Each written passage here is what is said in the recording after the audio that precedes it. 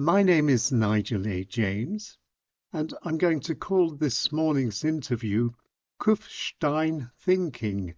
Kufstein Thinking. And my guest this morning is Libby Love, who's on the line from Kufstein. Good morning, Libby, and thank you very much for joining us this morning. Good morning, Nigel. I hope I'm not set to be representative of Kufstein thinking because I'm not from around here. Okay, you're not from Kufstein. Where did you live No. before Kufstein?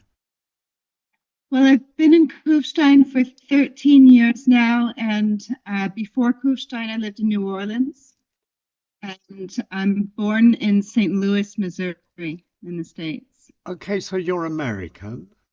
Okay, Mm-hmm. and you Technically, You were born in Missouri and you lived in yeah. St. Louis, you said. How interesting. Uh, yeah. What brought you to Kufstein? Love. Love. Okay. I met my husband. He was born in Kufstein, born Okay. and raised. Yeah. Okay. So you've got a husband and you've got children. Tell us a little bit about your children. How old are they? Well, I have one 20-year-old and one 10-year-old. So they're doing well. My older son is studying in America. He's at Truman University in Missouri. And my younger one goes to Volksschule here in Kufstein, and he was born in Kufstein. The other one was born in New Orleans. So you've got one American child, one Austrian child, a very, Yeah, very international family by the sounds of it. Libby yeah. Love, just as the first question, Libby, why Libby Love? That's a very unusual name. Yeah, it is. It's really a simple story. It wasn't really a grand plan. I I lived in Kufstein for 3 years, and then I moved to New Orleans for 3 years. And the year that I moved to New Orleans was when we were all just getting our email addresses.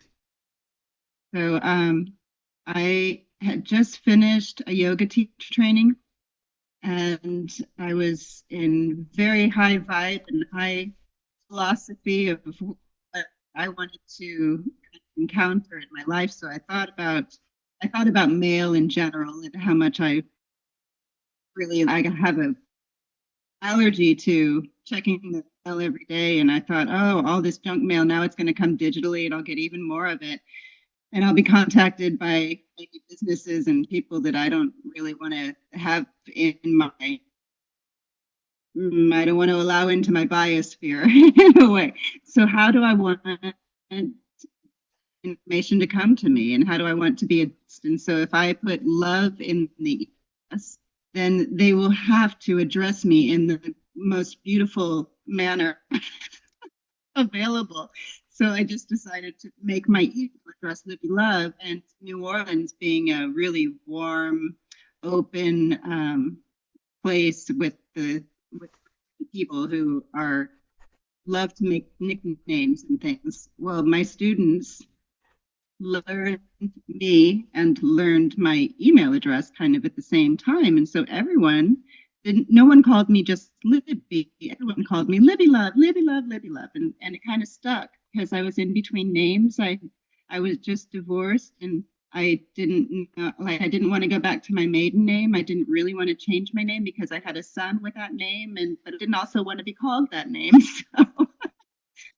So that's the way it started, and it just stuck. Okay. Libby, you mentioned you're a yoga teacher. Um, Yeah. Yoga is a very, very big picture. There's hundreds of different kinds of yoga. Where do you fit in on this yoga picture? What are you? Well, let's see. I was certified in 2007. I did a Jivamukti yoga teacher training in New York, in Rhinebeck. And so I started that way.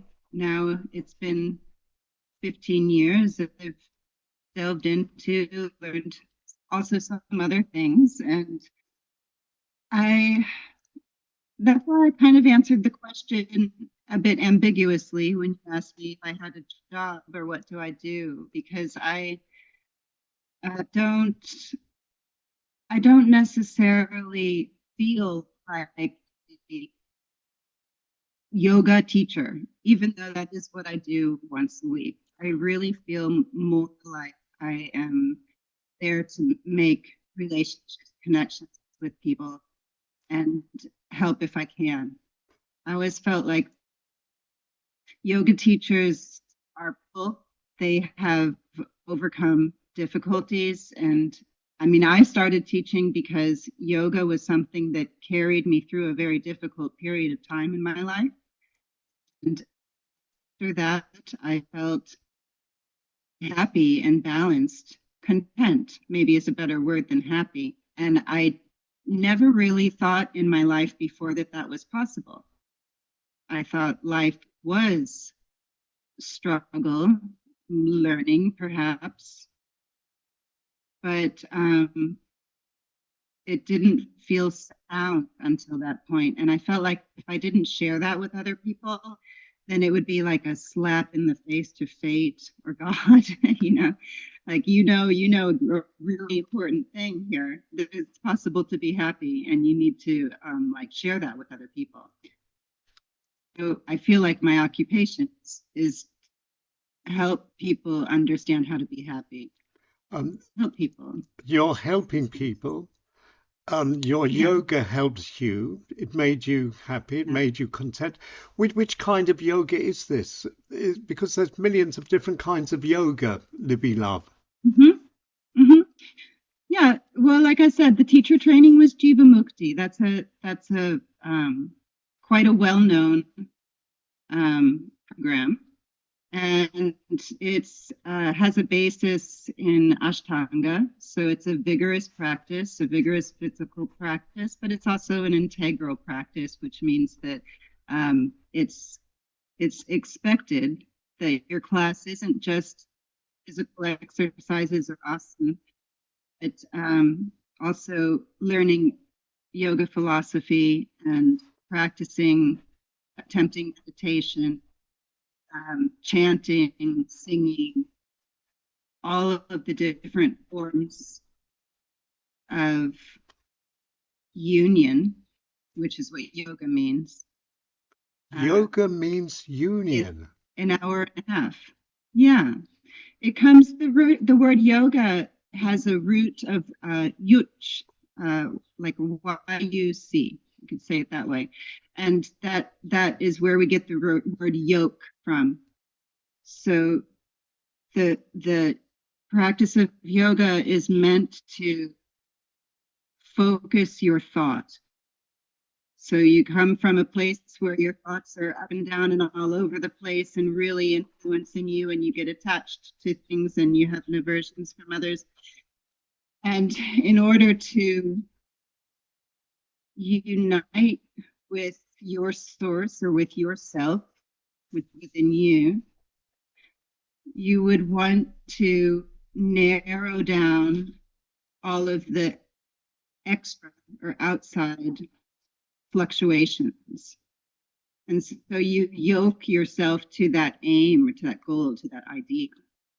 Okay. And all of the yoga practices are ways to like get rid of the clutter. That's very, very interesting, Libby Love. Uh, talking about yoga, connecting, yoga, as far as I understand, came from India. And it's very, very hard for women to become yoga teachers in India. Somebody told me. Was it Mhm. easier in New York? And what's as a woman, how did you get on in this context? Oh, well, I think these days it's very easy, especially in the West. If you're living in the West,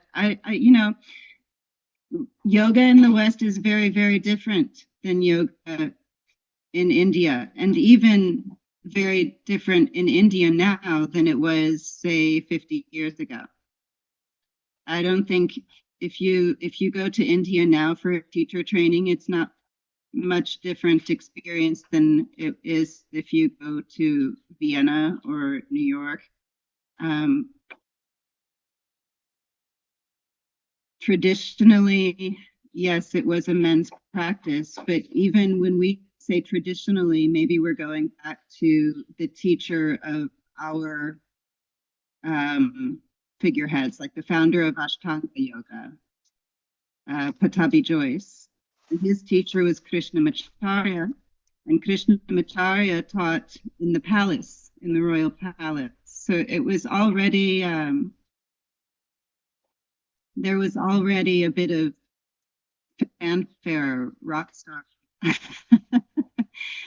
thing going on there. It's not, it's, you know, if you find, I think if one were to find um, an, a yogi with advanced powers, like siddhis as they're called, real knowledge has really connected. I don't think you're going to find him with a throng of students in front of him. The yogis, the rishis, the original yogis left society because they understood in a way that they were disconnected and that it had something to do with removing themselves from nature and having all of the distractions of the external world. So they went to caves, you know, they weren't doing what we're doing these days in you. Okay. Libby Love, how Yeah, important are rituals in yoga? I think rituals are put on top of the original practice. Yoga was not originally any kind of religion, more of a science, if you wanted to put a label on it.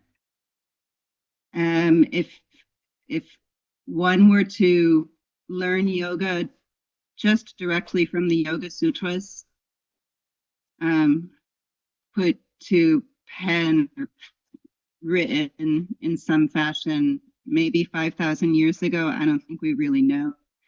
Author is Patanjali. Um, I think that we, you know, there's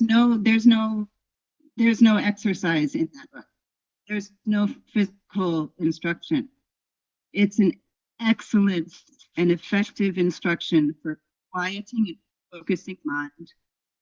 If you were to translate it directly from the Sanskrit without layering on any esoteric meaning or ritual, there's no ritual in there. It's literally more like a psychoanalysis and how to practice ways to control the mind rather than being mind controlled. So it's controlling your mind, not letting your mind control you. And it's also looking for yourself. How do you Yeah. know when you find yourself? What a good question.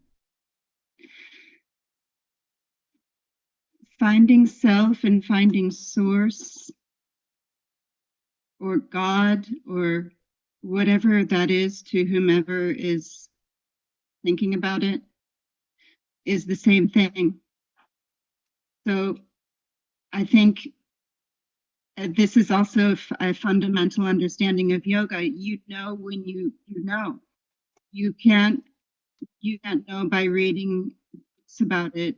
You can't know how yoga exercises will affect you even mindfully until you do them.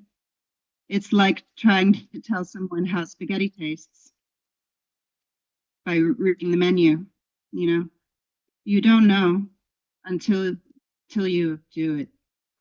So when So if someone tells you they know, then they don't know. I don't know. okay, but that's very, very interesting. So the only way you will ever know yourself is to actually go to yoga or meditate and actually do it. And Yeah. when you do find yourself, you actually know when you find yourself.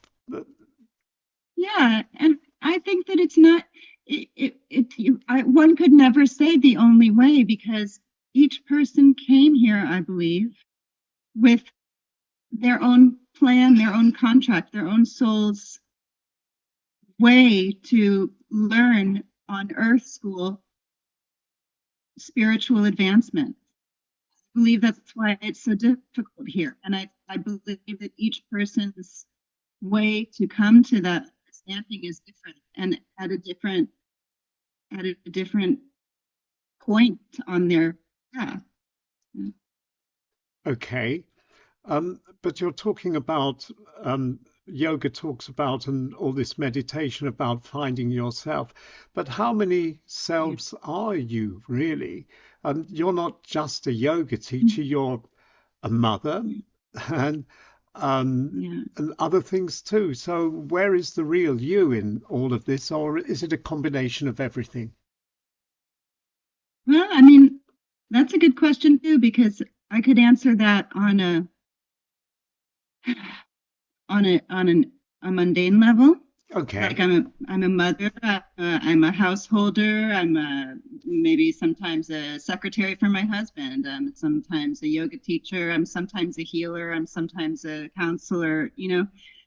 Um, it depends on what comes to this aspect of me. But also, if you zoomed out maybe and you looked at that on a macrocosmic level, maybe the the part of me that's here on Earth is just one part of a larger soul that's experiencing this on other parallels on other. It's, Okay. we'll talk about oversouls and where you are there. Okay, but you mentioned healing and counseling. Yeah. Is healing part of your yoga, or is this independent of this? Is it another gift you have? Well, when I say healing,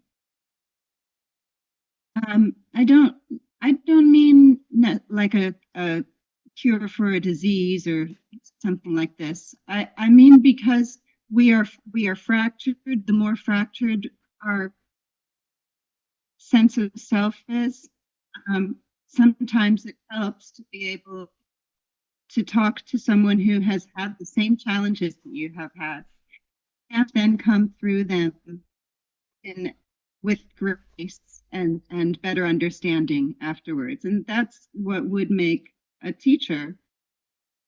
Anyone can be any time a teacher to anyone who is magnetized towards that person to learn something from them.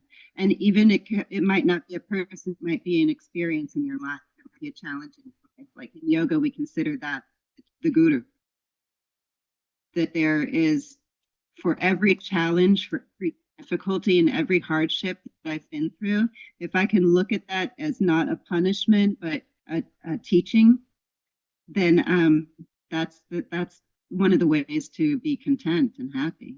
Like, oh, thank God I went through that. Thank God it's over. And by the way, universe, I learned that one. I don't need to do it again. I don't need to go through that cycle again.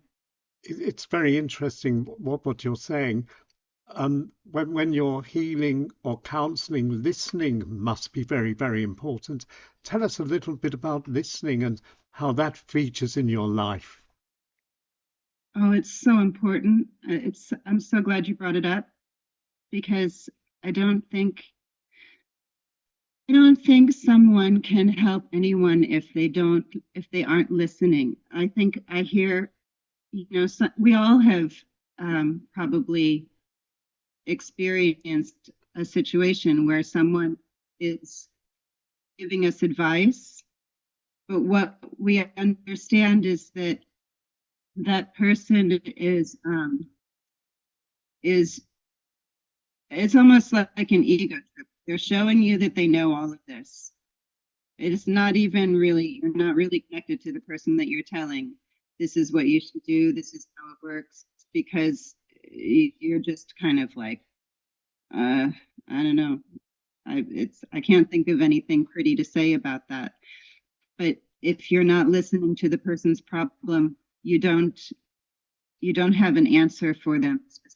You just want to prove that you know what you know.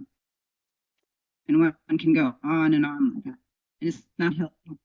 But sometimes people have a problem, and all they actually need to do is speak it, and somebody hears it, and you don't need to say anything, but it helps. It's very helpful. So the best form of exchange is simply listening and just letting somebody speak without saying a Yeah, word. That's what you're saying, isn't it? yeah, yeah. Doesn't it? Don't you find it helpful if you have an issue? Like if you can tell someone about it, that already starts to you already start to let it go because you've let the words and the thoughts out of your body in the form of sound.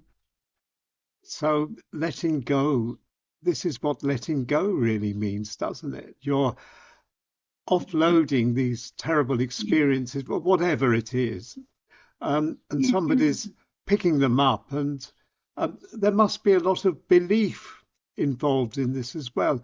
Belief that if you speak to somebody, if you get it off, you will get better. What do you think of this? um, yeah. I mean, think I think often if a person has the opportunity to speak their concerns, um, they're probably not thinking about it beforehand. Like, if I do this, I'll get better. I just need to do it. And if they're lucky, they'll find someone who will listen. If they're even more fortunate, the person that's listening will have been through the same thing and through experience, not through like, oh, well, this is what Patanjali says you should do. Okay. Okay. They say, oh, this is what helped me. And then you form a connection, a relationship. And that might be really the essence of why we're here to perfect our relationships with each other and with the earth and with that's another form of communion, connecting, communion. Communion and connecting. Do people Mm. somehow sense that you are a very good listener and you help by doing this? Do you attract people when they want to speak? Tell us a little bit about this. Yeah, I don't know. I, people have said things to me like that before. Okay. So I guess they think that people have said things to me like you opened our hearts, or um, I don't. Yeah, I can say I could put that on a resume if I had Okay. to have endorsements. That's a very, very interesting an admission almost that you are a good listener and you do help people, and that's very, very positive. What is it that brings people to your yoga groups in Kufstein? People, everybody knows about yoga, but how do people find you in Kufstein? I believe mostly word of mouth recommendations. I don't do any proselytizing of yoga, and I try to responsibly post things here and there, but I don't know. I feel a little bit averse to it. I don't when I to go on the meta to interact with people, whether it's Facebook or Instagram, you know what I mean. I actually get a corporal, not nice feeling. But when I am in a room with a group of humans, oh my gosh, everything just starts to work. I don't do loads of preparation. I usually go in with some questions for myself, and then I start to talk that through the lesson. I don't think it's coming just from me. I think it has a lot to do with the resonance of the people that are there. Because if they're not there, I don't have much to say. Okay. Have you ever experienced very big surprises where you would never imagine a person has these kind of problems, but they do? Have you ever had this kind of experience? Hmm, no, I think problems are extremely common. You know, everyone has their life challenges and issues. And most, like I said, most people don't need help being told what to do. They just sometimes it's very helpful to know that they're not alone in that struggle. Particularly in the last few years, you know, we've so much collective struggle, collective learning, and collective growth that it's much more interesting to speak to that these days than it was maybe 10 years ago when I started out. Okay. You've been practicing, you've been a yoga teacher for 15 years, I think you said something like this. Yeah, Every something like that. every story has a beginning. What Mhm. attracted you to yoga in the first place, Libby Love? Well, the first time that I did yoga, I was probably 14 years old and I didn't recognize it as yoga. I don't even think it was called yoga. It was a book that was made by Raquel Welch, and she was doing these stretching exercises, and I started doing them, and I did them every day for about a month, and I was astounded by how wow, effective they were. And then and I was a gymnast when I was little, so I was attracted to doing weird things with my I liked that. It's fun. I didn't then continue yoga for the rest of my life and now.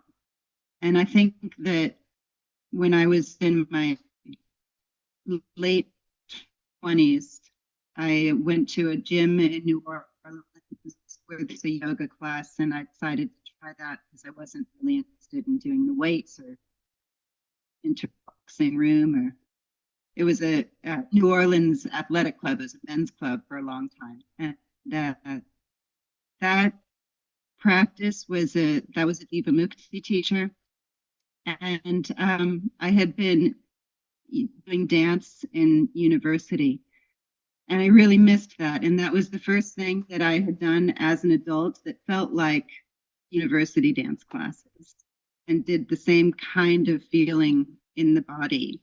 And at the end of the class, when we were lying down on the floor, relaxed in Shavasana, I noted, and I'll never forget, that I was actually really completely relaxed. And I've never, for instance, woken up after a good night's sleep and had a feeling that good.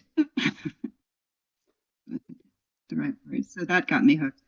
So it was this great feeling of comfort that got you hooked. And you No, just really like well rested. well rested, yes. Honestly, it was simple as that. Yeah. But it's Mhm. interesting because you're passing this on in a way when you listen to people, you make them feel very, very good and these kind of things. So Yeah. that's what hooked you was this great feeling of well-being somehow that so Yeah. yoga isn't only hard work and exercises and sonnengrüß and these things. There's a lot, much Yeah. more to. Sometimes it's none of that. Yeah. Sometimes it's none of that. You can have a full yoga practice just singing and chanting. That's bhakti yoga. You can have a full yoga practice just as a meditator. You don't have to do any of that stuff. But most of us, as we are conditioned to be always doing something. Like if someone asks you what you do and you say nothing, you don't get a lot of respect there, right? So in our society, especially, this Jivamukti practice and Ashtanga practices are these really vigorous practices that are difficult because you have done so much leading up to relaxation.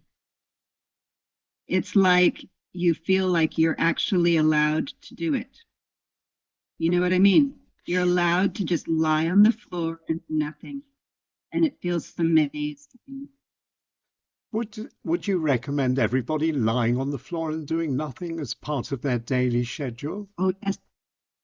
Oh, yes, that's a yoga too. It's called Yoga Nidra, the yoga of sleep.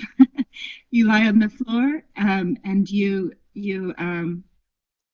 focus on each body part Wow. This, and you get to relax. You start with your toes and you end up at your head. And by the time you finish, people have learned languages this way. People have regained their ability to sleep at night this way. You don't have to do always sun salutations and foot behind the head and all that. okay, so yoga is more or less something for everybody. Um, Yeah. Yeah. it's just a very quick question. Is yoga very popular these days, or is it becoming more popular? Uh, I think it depends on where you are in the world. I would say yoga was maybe at its height of popularity when I was in the States. So in like around 2010, that's what it seemed like everyone knew about it there. But here not, you know, and I've like maybe 5 years later, it was really, really big in big cities like Munich. I was going to Munich every weekend for yoga when I moved here 15 years ago. Um, and I almost feel like it's maybe already reached its peak in the West. And Okay, there will always be people who are practicing yoga for their own development and not because it seems like a cool thing to do. But I think that mm, I don't know. I guess it depends on where you are. Sometimes I feel like it's actually already peaked and it's now mid level out. okay. But this is interesting. That sounds like a natural conclusion. And conclusion is where we're at now, Libby love.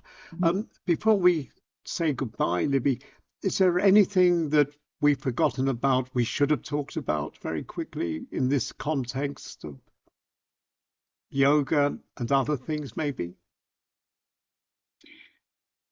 Um, Maybe on the yoga piece, there's something interesting to note, and I thought about it when you asked me about ritual, and we were talking about the Yoga Sutras. That I think many people would be surprised to hear that there's even a theory about the Yoga Sutras themselves that they were not ever written for general people to find God, that they could have even been more like a reading like a military manual. Um, so that you could focus your mind so well that you could make a mind machine interface to use a vimana, which is a Sanskrit word for a flying ship. Now, you can imagine if you didn't have singularity of thought and you are driving something with your consciousness, it's extremely important that you're able to bring that to a midline of business where your thoughts are not fluctuating because as soon as that happens, ship goes down, right? So regardless of the why, the practice itself is highly beneficial because we want to focus our mind, we want to focus our thought because our thought is what manifests our world. And what could be more important than this, right? But if we don't take that on ourselves and we allow external to control our mind. Remember that the word government is govern, to control, and ment is the root for mind. Okay. So we think about dropping conditioning and as a yogic practice, that's why those kinds of things are yogic teachings directly from the Yoga Sutras. Libby, love, so we have to focus on our minds. We have to take control ourselves. You've Yeah. spoken about many, many interesting things this morning. Libby, love, thank you very, very much for taking time to speak to me this morning. Oh, And thank you, Nigel. That was so much fun. thank you very much. And I'm sure we'll see each other again. Thank you very, very much, Libby. Thank you for now. Yes. Thank you. Have a wonderful day. Thank you. Bye bye for now. Thanks.